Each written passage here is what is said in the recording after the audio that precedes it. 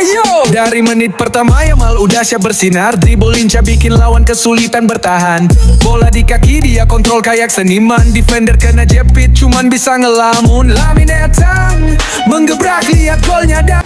Ya, gocek dan mengecoh lawan. Kemudian ditendang pakai kotan kaki kiri. Kemudian boom, jadilah sebuah gol. Ya, hampir rata-rata gol Lamine Yamal tercipta dari proses seperti itu. Dan bahkan itu menjadi ciri khas dari gol indah Lamine Yamal yang sulit diantisipasi oleh kiper manapun. Namun, tahukah kalian ternyata ada beberapa faktor dan alasan kenapa gol Lamine Yamal harus selalu seperti itu? Seperti apakah faktor-faktor itu? Mari kita bahas. Hanya bak sihir, nggak ada yang bisa nebak. Dia bikin lawan terperangah. Goyang kaki umpan jadi mimpi buruk buat Benfica. Lawan gak siap, Yamal bikin asis sempurna. Petrus bilang ini anak. Faktor yang pertama adalah kekuatan kaki dominan. Ya, bagi Yamal kaki kiri bukan sekedar alat untuk mengiring atau mengontrol pergerakan bola, melainkan itu senjata utama yang ia asah sejak kecil. Setiap kali ia melepaskan tembakan terlihat betapa keras dan terarahnya tendangan itu. Bola meluncur dengan kecepatan dan akurasi yang buat kiper berkali-kali gagal menebak pergerakan bola. Kenyamanan yang ia rasakan saat menyelesaikan peluang dengan kaki kirinya membangun kepercayaan diri yang sangat tinggi buat Lamine Yamal. Sebuah modal penting dalam situasi 1 lawan 1 atau saat menerima umpan terobosan.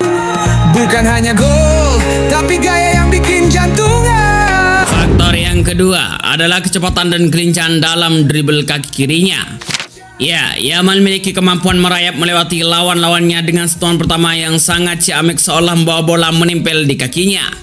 Di sisi kanan, di mana banyak pemain lawan cenderung panik ketika melihat pergerakan cepat, ia mengeksploitasi ruang sempit, memutar badan, mengubah arah lalu menembus ke dalam kotak penalti sebelum bek benar-benar menyadari apa yang akan terjadi. Kecepatan ini bukan hanya seolah berlari lurus, tapi juga soal kontrol ritme, memperlambat atau mempercepat langkah atau membingungkan lawan.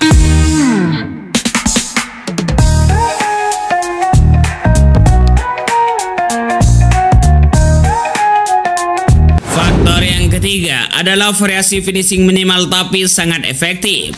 Ya, di era modern di mana kombinasi rumit dan variasi gerakan sering dianggap kunci kreativitas, Yamal memilih pendekatan yang lebih sederhana.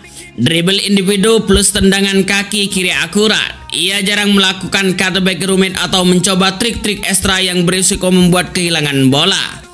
Justru dengan kesederhanaan yang teruji, ia memastikan setiap peluang dioptimalkan. Hasilnya, gol-golnya yang tampak sama justru menjadi bukti konsistensi dalam kedewasaan tekniknya.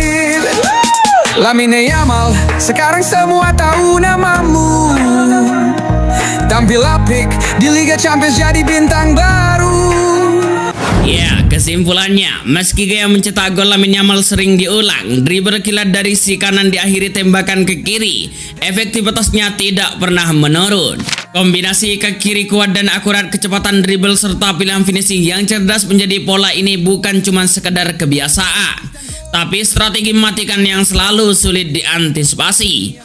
Bek lawan boleh saja mencoba menghentikannya, namun sejauh ini sedikit yang mampu mencuri resep sukses Lamine Yamal dalam mencetak sebuah gol. Ayo! Dari menit pertama Yamal udah siap bersinar. Dribble lincah bikin lawan kesulitan bertahan.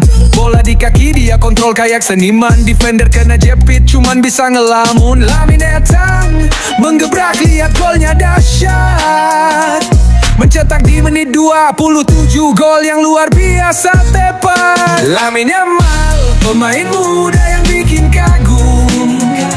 Asis indah, lawan terpental gak bisa nangkep. Bawa Barcelona 3-1 jadi kemenangan. Rekor tercipta, masa depan cemerlang, siap tembus langit. Tembus lini pertahanan, umpannya bak sihir, nggak ada yang bisa nebak. Dia bikin lawan terperangah.